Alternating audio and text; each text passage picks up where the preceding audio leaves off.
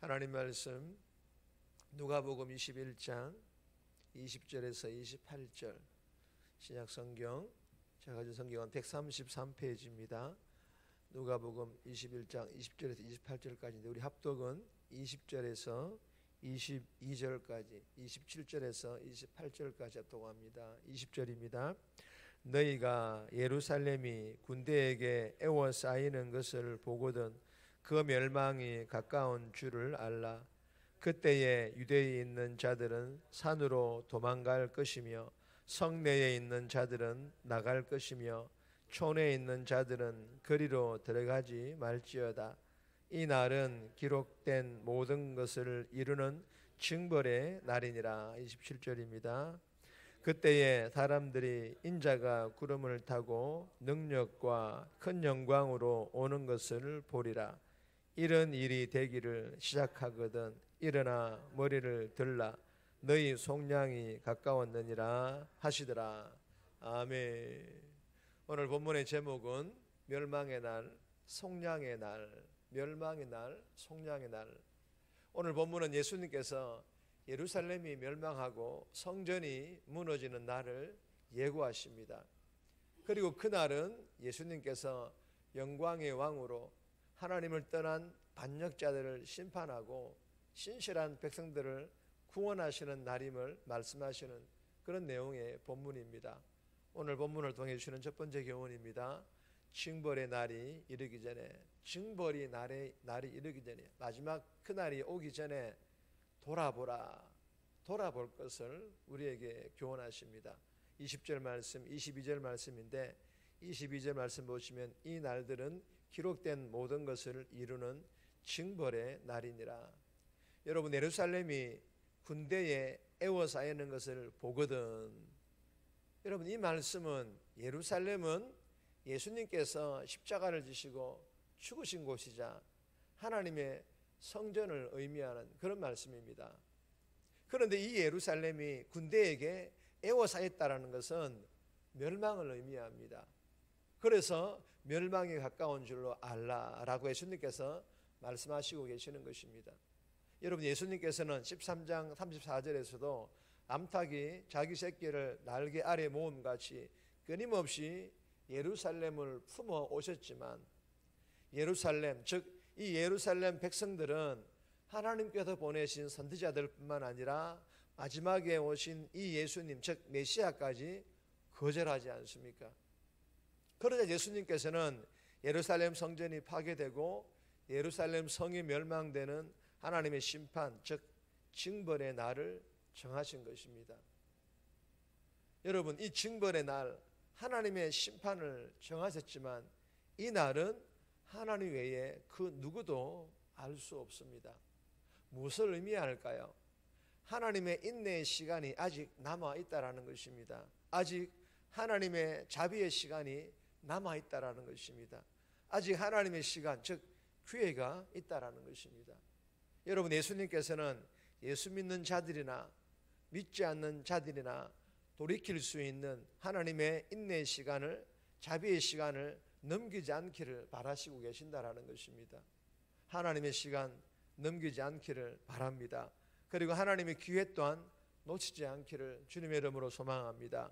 사랑하는 여러분, 우리는요 예수를 믿음에도 연약하여 죄로 인하여 넘어지고 또 넘어집니다. 그러나 이것을 핑계 삼아 또 그럴 수 있지라며 자신을 합리화시키면 안 됩니다.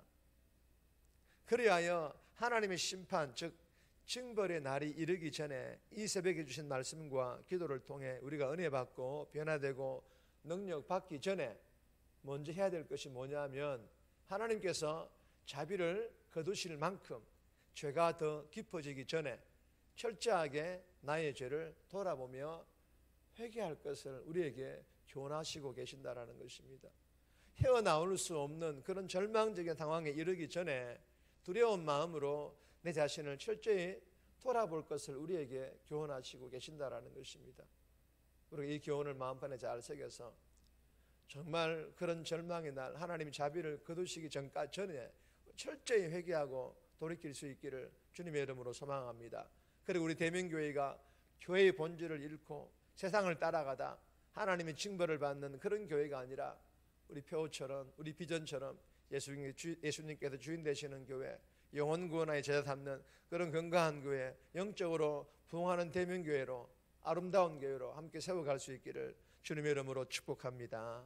두 번째 주시는 교훈입니다. 죄 앞에서 주저하지 말라. 죄 앞에서 주저하지 말라. 죄 앞에서는 주저하지 말고 돌이키고 철저하게 회개하라라는 그런 교훈이겠죠.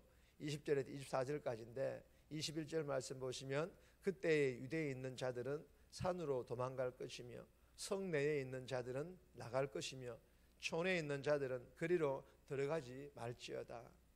여러분, 이 본문은 첫 번째 교훈과 비슷한 교훈으로 로마 군대가 예루살렘을 애워사는 것을 보면 그때가 징벌의 날, 즉 멸망의 날인 줄 알고 피하되 조금도 지체하지 말라고 예수님께서 말씀하십니다. 그리고 21절에 들어가지 말지어다. 이 말씀도 창세기 19장 12절의 말씀처럼 하나님께서 소돔과 고모라를 멸하시기 전에 롯과 그의 가족들에게 지체하지 말고 그것을 떠나라고 하신 것과 같은 말씀입니다. 주시는 교훈은요, 예수 믿는 우리는 타락한 도성, 즉 세상 속에서 변질된 종교에 동화되어서는 안 된다라는 것입니다. 비록 세상 속에서 세상 사람들과 함께 살더라도 그들과 영적으로, 그리고 삶은 반드시 구별되어야 한다라는 것입니다. 그래야만 오늘도 삶에서 죄를 멀리할 뿐만 아니라 언제 징벌의 날, 심판의 날이 임할지라도 롯과 같이 두려워하지 않고 주저함 없이 돌아보지 않고 미련 가지지 않고 죄의 도성을 빠져나갈 수가 있다라는 것입니다. 주신 교훈을 마음판에 잘 새겨서 세상과 타협하지 않고 세상에 동화되지 않고 잘 분별하여 어떤 유혹과 미혹 앞에서도 주저앉지 않고 또한 미련을 가지고 돌아보지 않고 떠나거나 물리칠 수 있기를 주님의 이름으로 축복합니다. 세 번째 주시는 교훈입니다. 구원의 기쁨을 누려라. 구원의 기쁨을 누릴 것을 우리에게 교훈합니다. 27절에서 28절까지인데 28절 말씀 보시면 이런 일이 되기를 시작하거든 일어나 머리를 들라 너희 속량이 가까웠느니라 하시더라.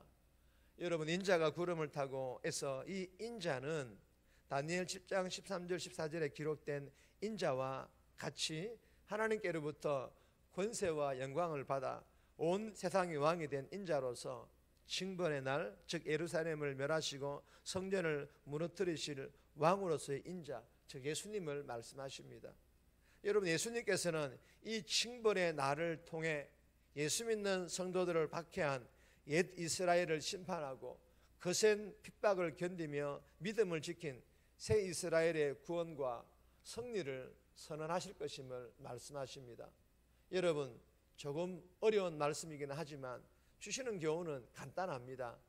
인자, 즉 예수님의 권세는 메시아이신 예수님을 거절한 권세, 즉 껍데기뿐인 종교 권력자들을 심판하시는 그 권세를 말하며 거센 핍박을 견디며 믿음을 지킨 예수 믿는 자들에게는 너희 속량이 가까웠느니라 구속의 권세로 나타나실 것을 말씀하시는 것입니다.